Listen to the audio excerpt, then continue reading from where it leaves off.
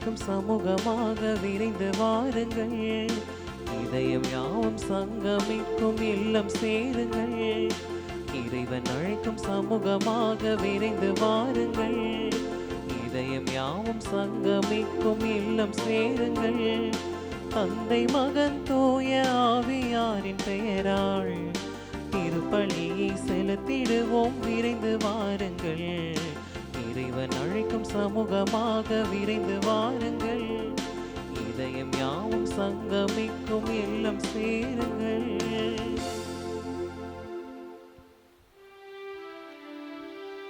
தந்தை மகன் தூயாவின் பெயராலே ஆமென். நம் ஆண்டவராகிய இயேசு கிறிஸ்துவின் அருளும் கடவுளின் அன்பும் தூயாவின் தோழமையும் உங்கள் அனைவரோடும் இருப்பதாக. ஆன்மாவோடும் இருப்பதாக. கல்வாரி பலியில் இணைந்திருவின் ஆசிரியை பெறவும் இறைவன் நம்முடைய குடும்பங்களை நிறைவாக ஆசிர்வதிக்க வேண்டியும் இறைவன் நம்மை தொடர்ந்து வழிநடத்தக்கூடியவராக இருக்க வேண்டியும் இத்திருப்பலியிலே சிறப்பாக ஜெபிப்போம்.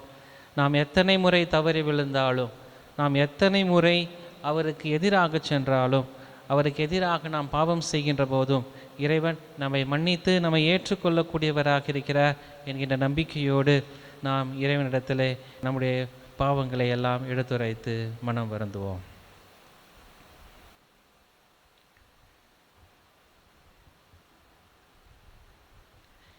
எல்லாம் வல்ல இறைவனிடமும் சகோதர சகோதரிகளே, உங்களிடமும் நான் பாவி என ஏற்றுக்கொள்கின்றேன். ஏனெனில் என் சிந்தனையாலும் சொல்லாலும் செயலாலும் கடமையில் தவறியதாலும் பாவங்கள் பல செய்தேன். என் பாவமே, என் பாவமே, என் பெரும் பாவமே. ஆகையால் எப்போதும் கன்னியான புனித மரியாவையும் வானதூதர் புனிதர் அனைவரையும், சகோதர சகோதரிகளே உங்களையும் நம் இறைவனாகிய ஆண்டவரிடம் எனக்காக வேண்டிக் கொள்ள மன்றாடுகின்றேன். இயலாம் வல்ல இறைவன் நம் மீது இரக்கம் வைத்து நம் பாவங்கள் அனைத்தையும் மன்னித்து நம்மை நிறைவான மகிழ்ச்சியான வாழ்வுக்கு அழைத்துச் செல்வாராக. ஆமென்.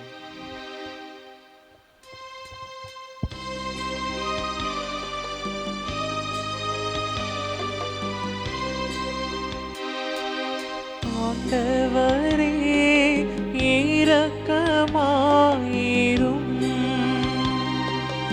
ஆண்டவரே இரக்கமாயிரும்.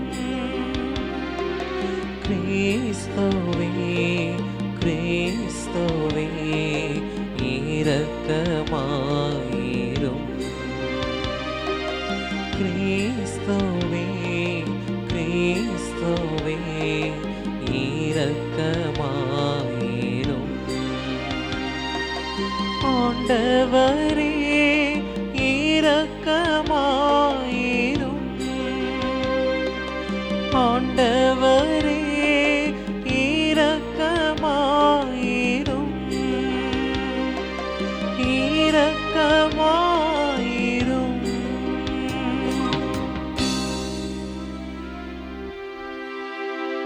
மன்றாடுவோமாக. எல்லாம் வல்லவரும் இரக்கம் உள்ளவருமான இறைவா, உமது அருள் சொல்லால் தான் நான் உமது நம்பிக்கையாளர் உமக்கு ஏற்ற வகையில் சிறப்பாக ஊழியம் புரிகின்றன. இவ்வாறு நீர் வாக்களித்தவற்றை பற்றிக்கொள்ள தடையின்றி விரைந்து செல்ல எங்களுக்கு அருள்வீராக. உம்மோடு தூயாமையானவரின் ஒன்றைப்பில் இறைவனாய் என்றென்றும் வாழ்ந்து ஆட்சி செய்கின்றவர் வழியாக உம்மை மன்றாடுகின்றோம்.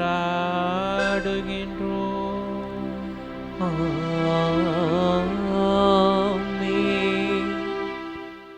இரக்கம் காட்டுவதற்காகவே கடவுள் அனைவரையும் கீழ்ப்படியாமைக்கு உட்படுத்தினார். திருத்தூதர் பவுல் ரோமையருக்கு எழுதிய திருமுகத்திலிருந்து வாசகம். அதிகாரம் 11 இறை வார்த்தைகள் 29 தொடங்கி 36 முடிய. சகோதர சகோதரிகளே, கடவுள் தாம் விடுத்த அழைப்பையும் கொடுத்த அருட்கொடைகளையும் திரும்ப பெற்றுக்கொள்வதில்லை. ஒரு காலத்தில் நீங்கள் கடவுளுக்கு கீழ்ப்படியாமல் இருந்தீர்கள். இப்பொழுது அவர்கள் கீழ்ப்படியாமல் இருப்பதால் நீங்கள் கடவுளின் இரக்கத்தை பெற்றுக்கொண்டீர்கள். அதுபோல இக்காலத்தில் நீங்கள் இரக்கத்திற்கு உரியவர்களாக இருக்கிறீர்கள். அவர்கள் கீழ்ப்படியாமல் இருக்கிறார்கள், ஆனால் அவர்களும் விரைவில் இரக்கம் பெற்றுக்கொள்வார்கள். அதன் பொருட்டே இவ்வாறு நடந்திருக்கிறது. ஏனெனில் அனைவருக்கும் இரக்கம் காட்டுவதற்காகவே கடவுள் அனைவரையும் கீழ்ப்படியாமைக்கு உட்படுத்தினார். கடவுளின் அருள் செல்வம் எத்துணை மிகுதியானது! அவருடைய ஞானமும் அறிவும் எத்துணை ஆழமானவை! அவருடைய தீர்ப்புகள் அறிவுக்கு எட்டாதவை. அவருடைய செயல்முறைகள் ஆராய்ச்சிக்கு அப்பாற்பட்டவை. ஏனெனில் ஆண்டவரின் மனதை அறிபவர் யார்? அவருக்கு அறிவுரையாளராய் இருப்பவர் யார்? தமக்கு கைமாறாக ஏதாவது கிடைக்கும் என முன்னதாகவே அவரிடம் கொடுத்து வைத்தவர் யார்? அனைத்தும் அவரிடமிருந்தே வந்தன, அவராலேயே உண்டாயின, அவருக்காகவே இருக்கின்றன. அவருக்கே என்றென்றும் மாட்சி உரித்தாகுக. ஆமீன். ஆண்டவர் வழங்கும் அருள்வாக்கு. இறைவனுக்கு நன்றி. பதிலுரை பாடல். திருப்பாடல் 69. பல்லவி. உமது பேரன்பின் பெருக்கினால் கடவுளே எனக்கு பதில் தாரும்.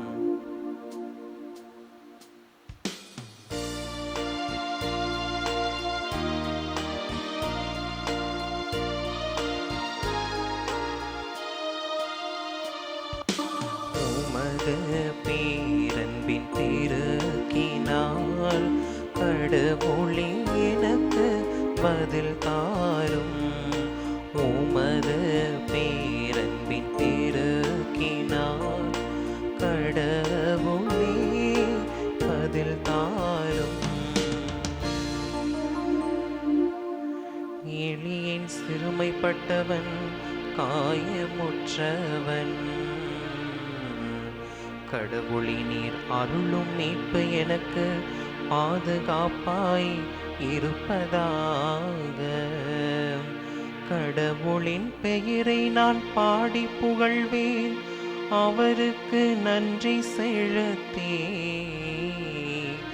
அவரை என்றென்றும் மாட்சிப்படுத்தவே. உமது பேரன்பின் பெருக்கினால் கடவுளே எனக்கு பதில் தாரும். உமது பேரன்பின் பெருக்கினால் கடவுளே எனக்கு பதில் தாரும். எளியோர் இதை கேட்டு மகிழ்ச்சி அடைவார்கள். கடவுளை நாடி தேடுகிறவர்களே, உங்கள் உள்ளம் ஊக்கமடைவதாக.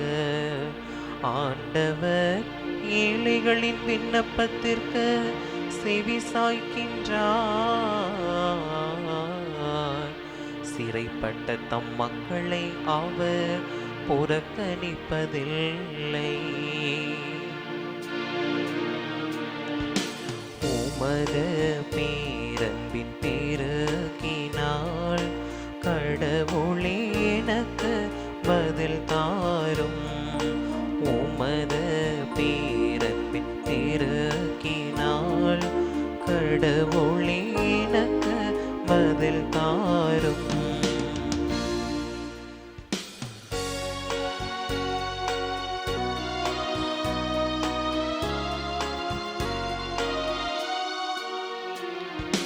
அல்லேலூயா, அல்லேலூயா, அல்லேலூயா, அல்லேலூயா, அல்லேலூயா, அல்லேலூயா, அல்லேலூயா. என் வார்த்தைகளை நீங்கள் தொடர்ந்து கடைபிடித்து வந்தால் உண்மையில் என் சீடர்களாயிருப்பீர்கள், உண்மையை அறிந்தவர்களாயும் இருப்பீர்கள். அல்லேலூயா. அல்லேலூயா அல்லேலூயா அல்லேலூயா அல்லேலூயா. ஆண்டவர் உங்களோடு இருப்பாராக. உம் ஆன்மாவோடும் இருப்பாராக. லூக்கா எழுதின செய்தியிலிருந்து வாசகம். ஆண்டவரே மாட்சி உமக்கே. அக்காலத்தில் தம்மை விருந்துக்கு அழைத்தவரிடம் இயேசு, நீர் பகல் உணவோ இரவு உணவோ அளிக்கும்போது உன் நண்பர்களையோ சகோதர சகோதரிகளையோ உறவினர்களையோ செல்வம் படைத்த அண்டை வீட்டாரையோ அழைக்க வேண்டாம். அவ்வாறு அழைத்தால் அவர்களும் உம்மை திரும்பி அழைக்கலாம். அப்போது அதுவே உமக்கு கைமாறு ஆகிவிடும். மாறாக நீர் விருந்தளிக்கும் போது ஏழைகளையும் உடல் ஊனமுற்றோரையும் கால் ஊனமுற்றோரையும் பார்வையற்றோரையும் அழையும். அப்போது நீர் பேறு பெற்றவராவீர். ஏனென்றால் உமக்கு கைமாறு செய்ய அவர்களிடம் ஒன்றுமில்லை. நேர்மையாளர்கள் உயிர் தெழும்போது உமக்கு கைமாறு கிடைக்கும் என்று கூறினார்.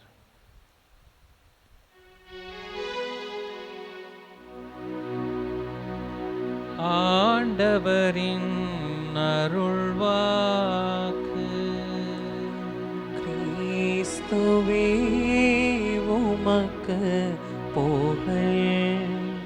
கிறிஸ்துவுக்குள் எனக்கு மிகவும் பிரியமான அன்பு சகோதர சகோதரிகளே, விருந்து அல்லது விருந்தோம்பல் என்கின்ற ஒரு சூழலை இன்று நற்செய்தி பகுதி நமக்கு அழகாக சுட்டி காட்டக்கூடியதாக இருக்கிறது. லூக்கா நற்செய்தியாளர் தன்னுடைய 14வது அதிகாரத்திலே ஒரு விருந்திற்கு செல்லக்கூடிய ஒரு சூழ்நிலையில் அந்த விருந்திலே அவர் விருந்தினர்களிடம் பேசிய தொடக்க நிகழ்வை லூக்கா நற்செய்தியாளர் அதிகாரம் 14 1 முதல் 13 முறை சொல்லக்கூடியவராக இருக்கிறார். விருந்தினர்களிடத்திலே எப்படிப்பட்ட ஒரு நிலையோடு நீங்கள் விருந்திலே பங்கெடுக்கக்கூடியவர்களாக இருக்க வேண்டும் என்பதை சொன்ன இயேசு இன்றைய நற்செய்தியின் வழியாக விருந்துக்கு அழைத்தவரிடத்திலே எப்படிப்பட்டவர்களை நீங்கள் விருந்துக்கு அழைக்க வேண்டும் என்கின்ற ஒரு எண்ணத்தை கொடுக்கக்கூடியவராக இருக்கிறார். இன்று திருமணம், விருந்து அல்லது ஏதோ ஒரு விசேஷம் என்று வைத்து கொண்டால் யாரை கூப்பிடுகிறோம், எதற்கு கூப்பிடுகிறோம் என்று சிந்திக்கக்கூடிய ஒரு நிலைகளை நாம் இன்று இருக்கக்கூடியவர்களாக இருக்கிறோம். இன்றைய விழாக்களாக இருக்கட்டும் அல்லது மிகப்பெரிய விருந்தாக இருக்கட்டும் அல்லது சாதாரண ஒரு வீட்டு விருந்தாக இருக்கட்டும், என்னால் எவ்வளவு முடியும், நான் எப்படிப்பட்ட வசதி படைத்தவன், எவ்வளவு பணம் என்னிடத்தில் இருக்கிறது அல்லது எப்படிப்பட்ட ஒரு நிலையில் நான் இருந்து கொண்டிருக்கிறேன், உனக்கு மேல் நான் இருக்கிறேன் என்று சொல்லி தன்னை காட்டிக் கொள்வதற்கான ஒரு விருந்தாக இன்றைய சமூகத்திலே நாம் பார்த்து கொண்டிருக்கிறோம்.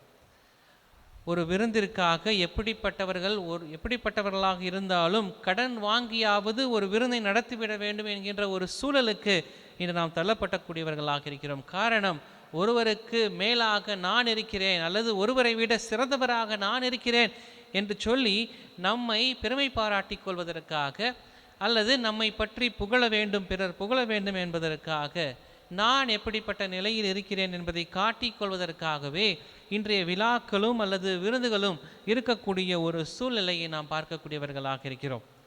இரண்டாவதாக நாம் பார்க்கிற போது விருந்திலே எனக்கு செய்தவர்களுக்கு நான் என்ன செய்ய முடியும், அதாவது மொய் என்று சொல்லக்கூடிய ஒரு சூழ்நிலை, மொய் கலாச்சாரம்.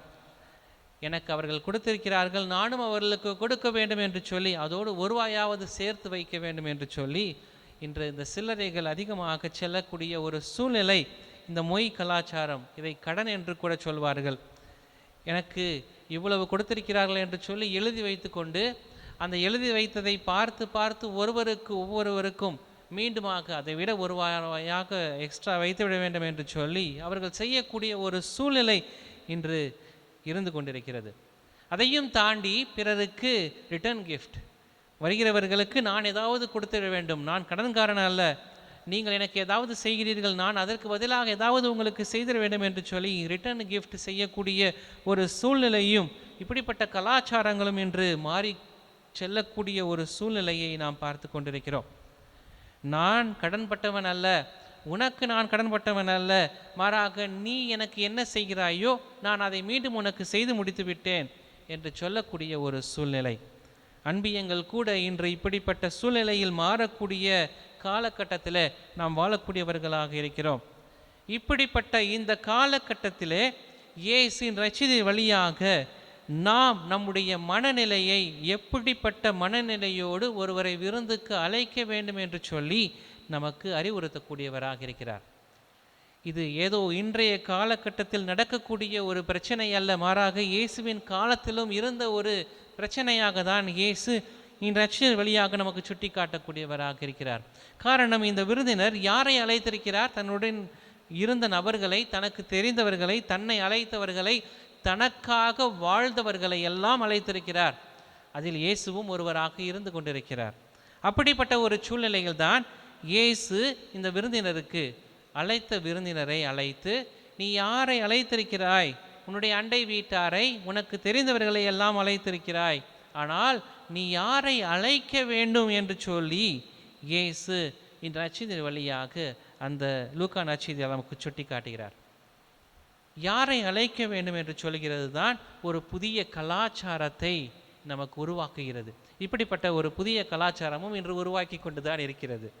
இதை நாம் பார்த்து கொண்டு தான் இருக்கிறோம். வீட்டிலே பிறந்த நாள் என்றால் அல்லது திருமண நாள் என்றால் நாம் அனாதை இல்லங்களுக்கோ அல்லது முதியோர் இல்லங்களுக்கோ சென்று அவர்களுக்கு உதவி செய்யக்கூடிய ஒரு சூழ்நிலை. அதை ஸ்டேட்டஸில் போட்டு அதை இன்னைக்கு காமிக்கணும், நான் இதை செஞ்சுருக்கேன் அப்படின்னு சொல்லி. அல்லது பல்வேறு விதமான காரியங்களையும் இன்று நாம் செய்துவிட்டு அதை விளம்பரப்படுத்தக்கூடிய ஒரு சூழ்நிலையில் இருந்து கொண்டிருக்கிறோம். இயேசுவின் காலத்திலே இப்படிப்பட்ட ஒரு சூழ்நிலை, விளம்பரம் செய்யாத ஒரு சூழ்நிலை இருந்திருக்கிறது. அதனால் தான் இயேசு ஏழைகளையும் கைவிடப்பட்டவர்களையும் அனாதைகளையும் யார் உனக்கு மீண்டும் செய்ய முடியாது என்று எண்ணுகிறாயோ அவர்களை எல்லாம் அழைத்து அவர்களுக்கு விருந்து கொடு என்று சொல்கிறார். ஆனால் இன்று நாம் அதையும் செய்கிறோம், செய்துவிட்டு பெருமை பாராட்டி கொள்ளக்கூடிய ஒரு சூழ்நிலைக்கு, அல்லது இன்னைக்கு முதிர் இல்லத்துக்கு போகிறாங்க அல்லது அனாதை இல்லங்களுக்கு செல்கிறார்கள். அங்கெல்லாம் செல்கிற போதெல்லாம் அவர்கள் ஒரு கூட்டத்தை அழைத்து கொண்டு, தன்னுடைய குடும்பத்தில் இருக்கிற நபர்களை எல்லாம் அழைத்து கொண்டு அவர்கள் சென்று தானும் செய்கிறேன் என்று சொல்லி செய்யக்கூடிய ஒரு சூழ்நிலைக்கு நாம் தள்ளப்பட்டு கொண்டிருக்கிறோம்.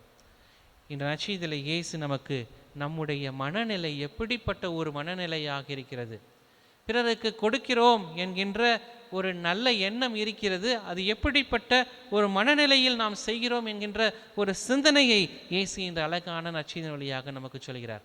ஒரு ஊரிலே ஒரு நபர், ஊரையும் சொல்ல முடியாது, யாருன்னு சொல்ல முடியாது, ஆனால் ஒரு ஊரிலே ஒரு நபர், அவர் தன்னுடைய நண்பர்களோடு எப்போதும் விருந்து செய்யக்கூடியவராக இருக்கிறார்.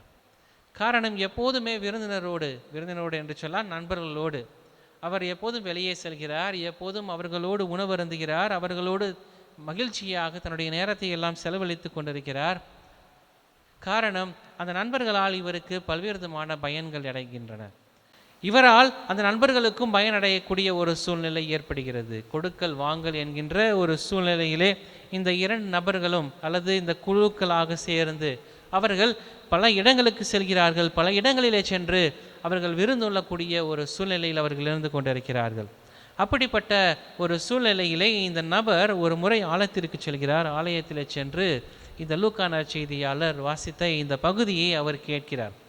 அவர் கேட்டுவிட்டு அவர் வீட்டிற்கு வந்த பிறகு அவர் யோசித்து பார்க்கிறார், எதற்காக நான் பலமுறை என்னுடைய நண்பர்களையும் எனக்கு தெரிந்தவர்களையும் அழைத்து அவர்களுக்கு விருந்து கொடுத்து கொண்டே இருக்கிறேன் என்று சொல்லி அவர் யோசித்த போது அவருக்கு தோன்றிய நிகழ்வு, அவருக்கு தோன்றிய எண்ணம், நான் என்னை புகழ்ந்து கொள்வதற்காக, என்னை பாராட்டி கொள்வதற்காக, அல்லது எனக்கு அவர்களால் பயனடையக்கூடிய ஒரு சூழ்நிலை ஏற்படுகிறது, அதனால் அவர்களை எல்லாம் அழைத்து நான் விருந்து கொடுக்கிறேன், நான் அழைப்பதினால் அவர்களும் என்னை அழைக்கிறார்கள், என்னால் அவர்களும் பயனடையக்கூடியவர்களாக இருக்கிறார்கள், கொடுக்கல் வாங்கல் என்கின்ற ஒரு சூழ்நிலைக்கு நான் தள்ளப்பட்டிருக்கிறேன் என்பதை அந்த நபர் உணர்ந்து கொண்டு அவர் அன்றிலிருந்து எந்த விருந்திற்கும் செல்லாமல் அவர் தன்னோடு இருப்பவர்களோடு உணவருந்துவதை குறைத்து கொண்டு, உடனடியாக குறைக்க முடியவில்லை. அவர் சொன்னது இதுதான், உடனடியாக என்னால் அவர்களை எல்லாம் விட்டுவிட முடியவில்லை. காரணம், அவர்களை உடனடியாக விட்டுவிட்டால் ஏதோ நான் புனிதர் போல என்னை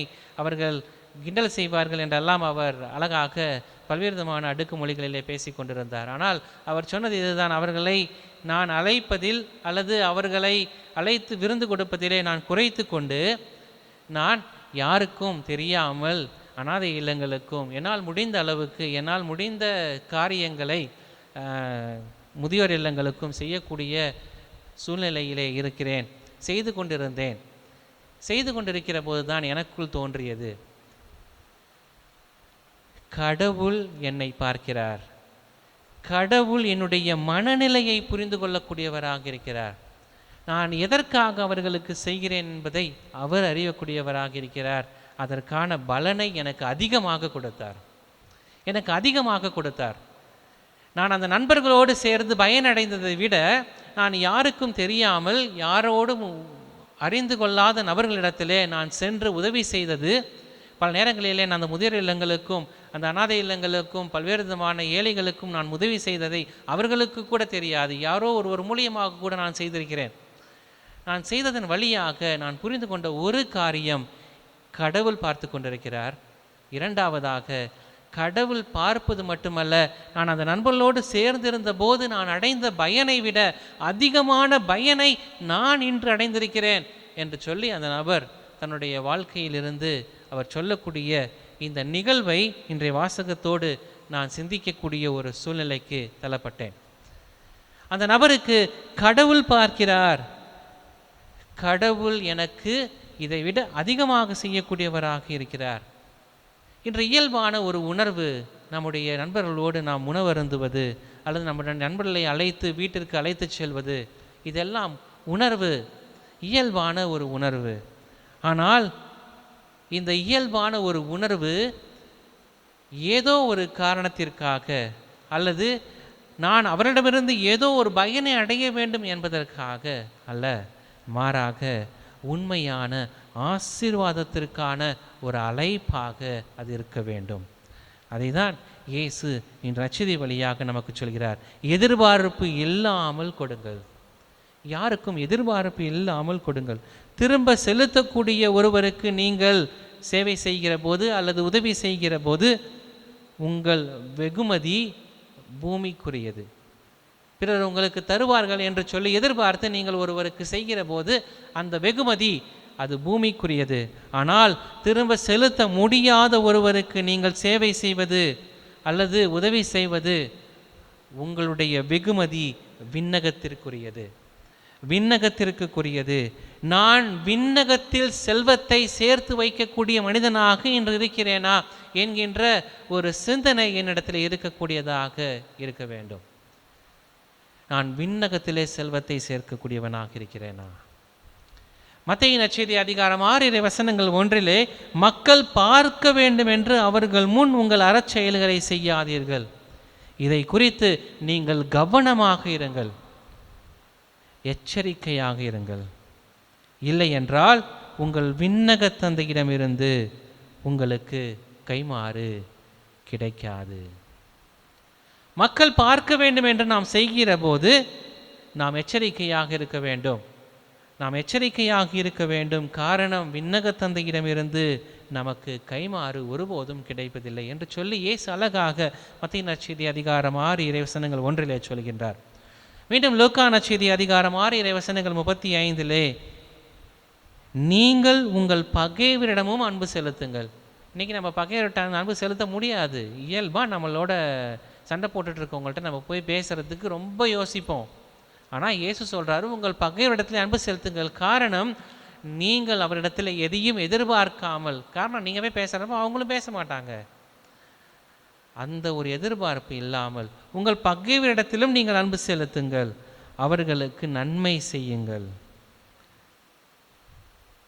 திருப்பி கொடுப்பார்கள் என்று சொல்லி எதையும் எதிர்பார்க்காமல் அவர்களுக்கு கொடுங்கள்.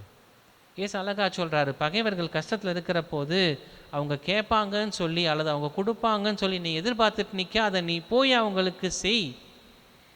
என்ன ஆகும்? உங்களை விண்ணக தந்தை பார்த்து கொண்டிருக்கிறார், உங்களுக்கு மிகுதியான கைமாறு கிடைக்கும். திரும்பி நமக்கு செய்வார்கள் என்று சொல்லி நாம் செய்கிற போது நம்முடைய விண்ணக சிந்தனைகளில் நாம் நம்முடைய எண்ணத்தை செலுத்துவது இல்லை. நம்முடைய மனம், நம்முடைய எண்ணம் விண்ணகத்தை நோக்கியதாக இல்லை, பூமியை நோக்கியதாக இருக்கிறது. இந்த பூமியை நோக்கியதாக இருக்கிற போது நாம் தேவையில் இருக்கிறவர்களுக்கு நாம் உதவி செய்யவில்லை என்றால் கடவுளுடைய அன்பை நாம் எப்படி புரிந்து கொள்ளக்கூடியவர்களாக இருக்க முடியும்? 1 யோவான் அதிகாரம் 3 வசனங்கள் 17 அழகாக சொல்கிறார் யோவான், தேவையில் இருப்போருக்கு நீங்களாக சென்று உதவி செய்யுங்கள், நீங்களாக சென்று உதவி செய்யுங்கள். அவர்கள் கேட்பார்கள், அல்லது அவர்களுக்கு எதிர்பார்ப்பு, அல்லது அவர்கள் மீண்டும் நமக்கு கொடுப்பார்கள் என்கின்ற ஒரு எதிர்பார்ப்பில் அல்ல, மாறாக நீங்களாக சென்று உதவி செய்கிற போது நீங்கள் கடவுளுடைய அன்பை உணர்ந்து கொள்வீர்கள். இன்றைய முதல் வாசகத்திலும் தூய பவுல் ரோமியருக்கு எழுதிய திருமுகத்தில் அழகாக சொல்கிறார், இந்த உலகத்தின் படைப்புகள் அனைத்தும் கடவுளிடமிருந்து வருகிறது. கடவுள் அனைத்தையும் பார்த்து கொண்டிருக்கிறார். பார்க்கிற கடவுள் நாம் நேர்மையானதை செய்கிற போது நமக்கு நேர்மையானவற்றை, வெகுமதியை அதிகமாக தரக்கூடியவராக இருக்கிறார் என்று சொல்கிறார். கடவுள் எப்போதும் நமக்கு நன்மை செய்யக்கூடியவராக இருக்கிறார். நாம் கடவுளுக்கு எப்படிப்பட்ட மனநிலையோடு ஆசீர்வாதத்தை பெறக்கூடியவர்களாக இருக்கிறோம்? இன்றைய சமூகத்திலே நாம் எப்படிப்பட்ட ஒரு மனநிலையோடு நாம் வாழ்கிறோம் என்கின்ற சிந்தனைகளை இந்த நற்செய்தி வாசகத்தின் வழியாக நாம் சிந்தித்து பார்க்கக்கூடியவர்களாக இருக்க வேண்டும். இந்த நற்செய்தி வாசகத்தின் வழியாக நாம் எப்படிப்பட்ட மனநிலையில் நான் கடவுளுக்குரியவனாக இருக்கிறேன், கடவுளிடத்திலிருந்து உண்மையான ஆசீர்வாதத்தை பெற வேண்டும் என்பதற்காக நான் செயல்படக்கூடியவனாக இருக்கிறேனா? நான் கடவுளிடமிருந்து உண்மையான ஆசீர்வாதத்தை பெறுகிற போது கடவுள் என்னை நிறைவாக ஆசீர்வதிக்கிறார். அந்த நபர் சொன்னது போல கடவுள் என்னை நிறைவாக ஆசீர்வதித்திருக்கிறார். நண்பர்களோடு இருந்த சூழ்நிலையில் இருந்ததை விட கடவுள் அதிகமாக என்னை ஆசீர்வதித்திருக்கிறார். கடவுள் நம்மை பார்த்து கொண்டிருக்கிறார். கடவுள் நாம் எதை செய்கிறோம், எப்படிப்பட்ட மனநிலை செய்கிறோம் என்பதை பார்த்து கொண்டிருக்கிறார். அப்படிப்பட்ட கடவுளிடத்திலே நாம் உண்மையான ஆசீர்வாதத்தை பெறக்கூடிய மக்களாக வளர இத்திருப்பலியிலே சிறப்பாக ஜெபிப்போம். இறைவன் நம் ஒவ்வொருவரையும் நிறைவாக ஆசீர்வதித்து வழிநடத்துவாராக. ஆமென்.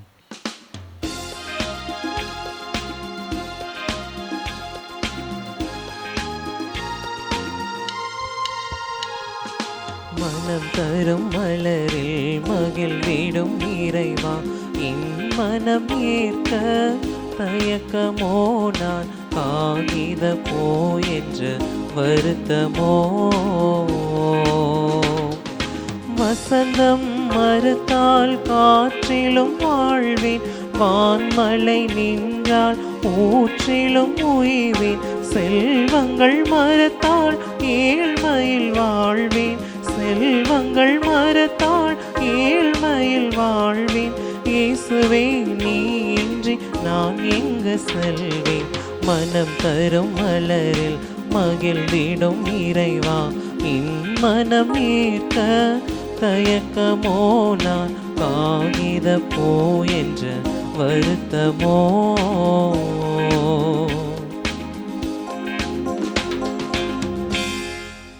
சகோதர சகோதரிகளே, நாம் அனைவரும் ஒப்புக் கொடுக்கக்கூடிய இந்த கல்வாரி பள்ளி எல்லாம் வல்ல தந்தையாக இறைவனுக்கு ஏற்றதாகும்படி ஜெபியுங்கள். ஆண்டவர் தமது பெயரின் புகழ்ச்சிக்காகவும் மாட்சிக்காகவும் நமது நன்மைக்காகவும் புனித திரு அவை அனைத்தின் நலனுக்காகவும் உமது கையிலிருந்து இப்பலியை ஏற்றுக்கொள்வாராக. ஆண்டவரே, இப்பலி உமக்கு ஏற்ற தூய காணிக்கையாக அமைய செய்தருளும். அது எங்களுக்கு உமது இரக்கத்தின் புனித கொடையாகவும் விளங்க செய்வீராக. எங்கள் ஆண்டவராகிய இயேசு கிறிஸ்து வழியாக உம்மை மன்றாடுகின்றோம்.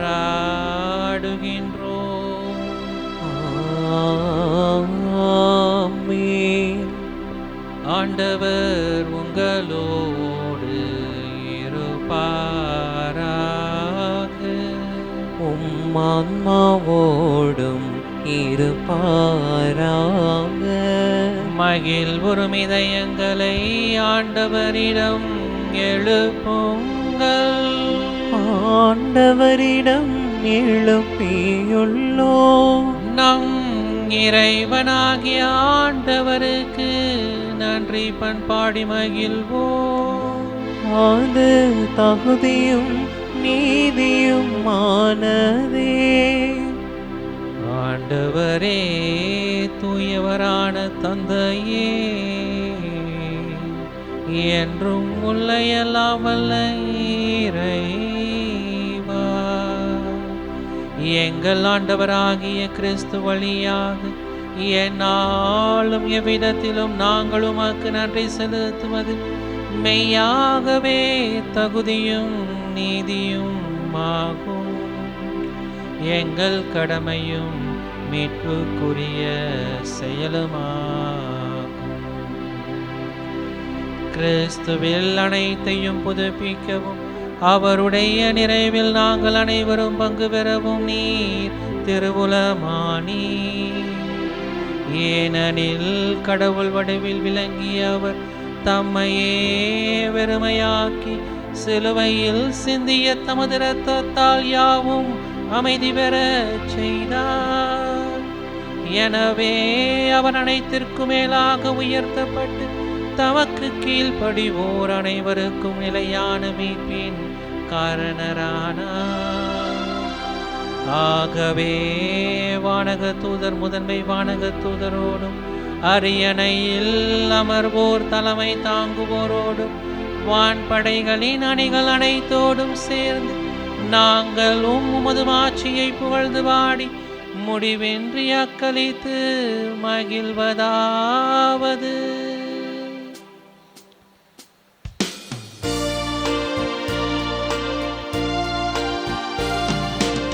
தூயவர் தூயவர் தூயவர் வான்படைகளின் கடவுளாம் ஆண்டவர். விண்ணகமும் மன்னகமும் உமது மாட்சியால் நிறைந்துள்ளன. உன்னதங்களிலே ஓசானா, உன்னதங்களிலே ஓசானா. ஆண்டவர் பெயரால் வருகிறவர் ஆசி பெற்றவர். உன்னதங்களிலே ஓசானா, உன்னதங்களிலே ஓசானா.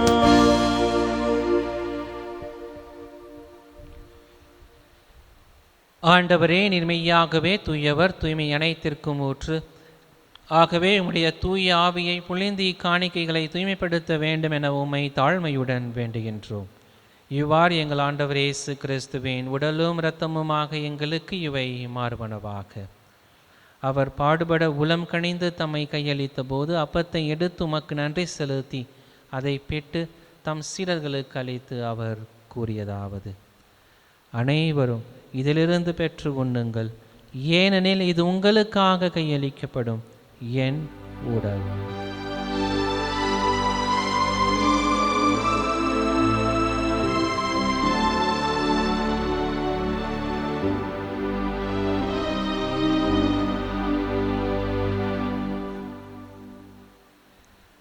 அவ்வண்ணமே இரவு விருந்து அருந்திய பின் கிண்ணத்தையும் எடுத்து மீண்டும் உமக்கு நன்றி கூறி தம் சீடர்களுக்கு அளித்து அவர் கூறியதாவது: அனைவரும் இதிலிருந்து பெற்று பருகுங்கள், ஏனெனில் இது புதிய நிலையான உடன்படிக்கைக்குரிய என் இரத்தத்தின் கிண்ணம். இது பாவ மன்னிப்புக்கென்று உங்களுக்காகவும் பலருக்காகவும் சிந்தப்படும். இதை என் நினைவாக செய்யுங்கள்.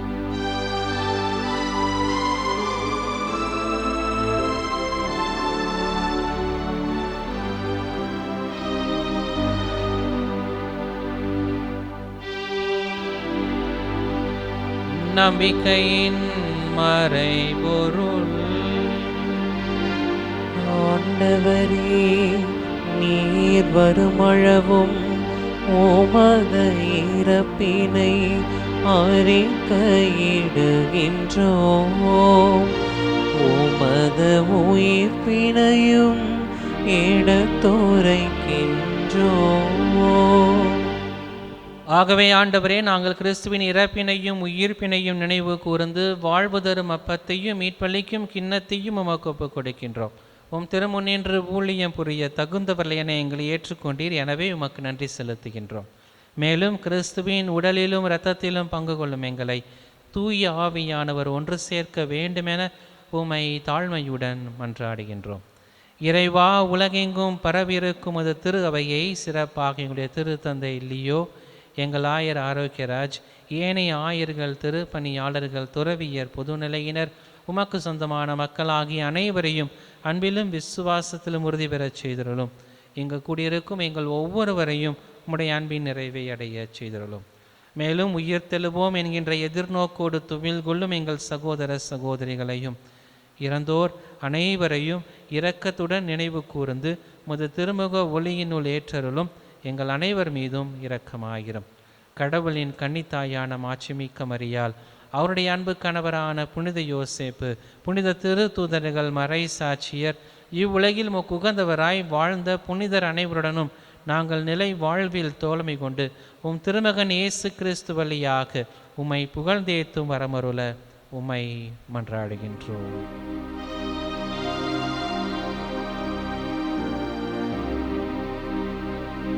இவர் வழியாக இவரோடு இவரே எல்லாம் வல்ல இறைவனாகிய தந்தையே, தூய ஆவியாரின் ஒன்றிப்பில் எல்லா புகழும் மாட்சியும் என்றென்றும் உமக்கு உரியதே. ஆமீன், ஆமீன், ஆமீன்.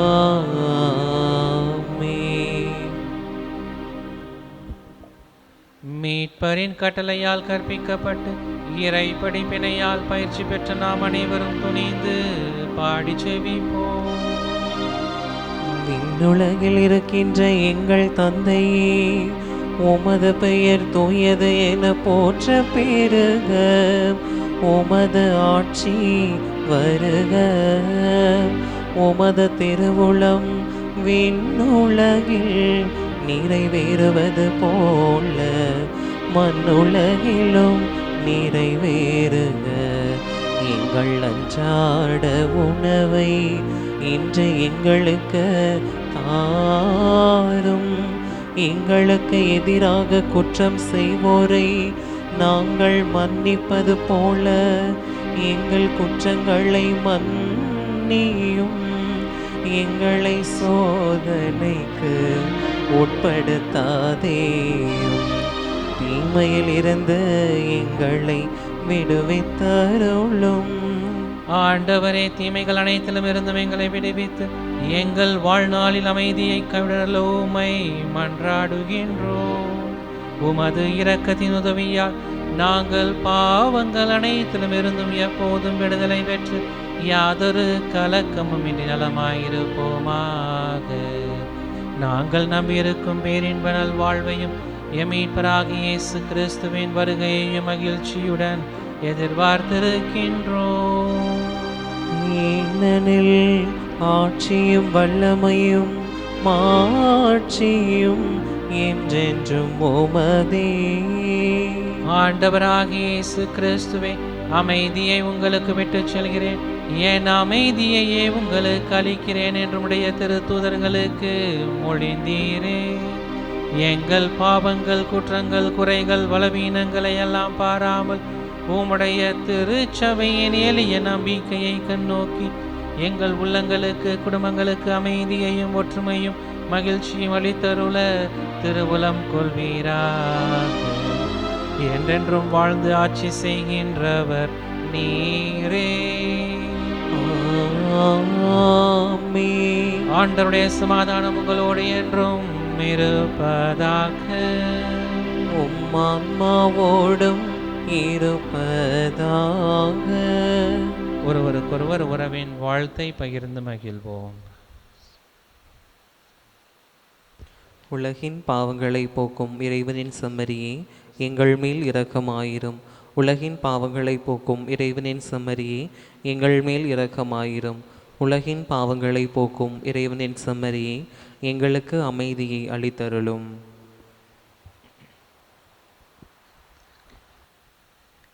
இதோ இறைவனின் செம்மறி, இவரே உலகின் பாவங்களை போக்குகிறவர். இந்த செம்மறியின் திருவிருந்துக்கு அழைக்க பெற்ற நாம் அனைவரும் பேறு பெற்றோர். ஆண்டவரே, நீர் நிலத்தில் எழுந்தருள நான் தகுதியற்றவன். ஆனால் ஒரு வார்த்தை மட்டும் சொல்லியருளும், எனது ஆன்மா நலமடையும். ஆசை திருவிருந்துக்கான மன்றாட்டு. ஆண்டவரே, நீர் என் இல்லத்தில் எழுந்தருள நான் தகுதியற்றவள். ஆனால் ஒரு வார்த்தை மட்டும் சொல்லியருளும் என்று நூற்றுவர் தலைவன் ஜெபித்தது போல நாங்களும் இப்போது உம் திருப்பாதம் பணிந்து வேண்டுகிறோம். இனிய இயேசுவே, நாங்கள் தகுதியற்றவர்களாய் இருந்தாலும் எங்கள் தகுதியின்மையை பாராமல் நீர் எங்கள் உள்ளங்களில் எழுந்து வாரும். உம் அன்பிலும் அருளிலும் நாங்கள் நிலைத்திருக்க எம்முள் எழுந்து வாரும். நன்மை செய்வதில் ஆர்வமுள்ளவர்களாய், தீமைகள் அனைத்திலிருந்தும் விடுதலை பெற்றவர்களாய் வாழவும் எங்களை வழிநடத்த வாரும். எல்லா நலன்களாலும் வளங்களாலும் எங்களை நிரப்ப வாரும். ஆமேன். நன்றியோடு மன்றாடுவோமாக. ஆண்டவரே, ஆற்றல் மிகு உமது செயல் எம்மில் பெருகச் செய்ய உம்மை வேண்டுகின்றோம். இவ்வாறு விண்ணகர் அடையாளங்களால் ஊட்டம் பெற்ற நாங்கள் உமது கொடையால் அவை அளிக்கும் வாக்குறுதிகளை பெற்றுக்கொள்ள தயார் செய்வோமாக. எங்கள் ஆண்டவராகிய இயேசு கிறிஸ்து வழியாக உம்மை மன்றாடுகின்றோம்.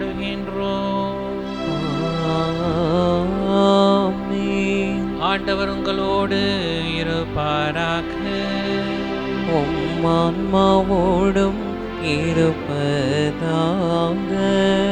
எல்லாம் வல்ல இறைவன் தந்தை, மகன், தூயாவி நாம் அனைவரையும் நிறைவாக ஆசீர்வதித்து வழி நடத்துவாராக.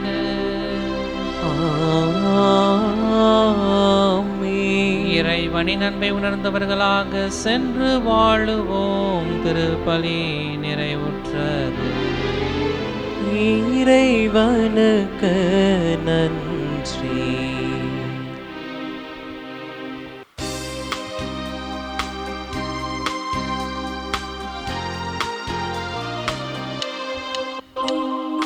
நாதத்தின் இனிமையில் பண்பாடுவோம். என் நாளுமே அன்னையின் புகழ் பாடுவோம்.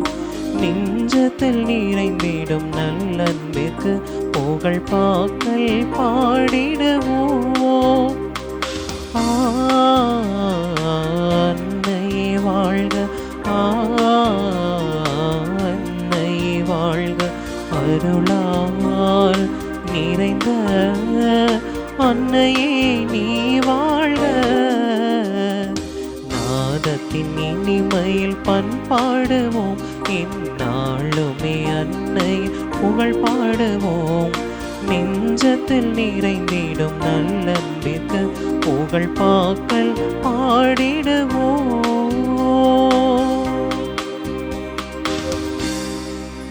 தந்தை, மகன், தூய ஆவியின் பெயராலே ஆமேன்.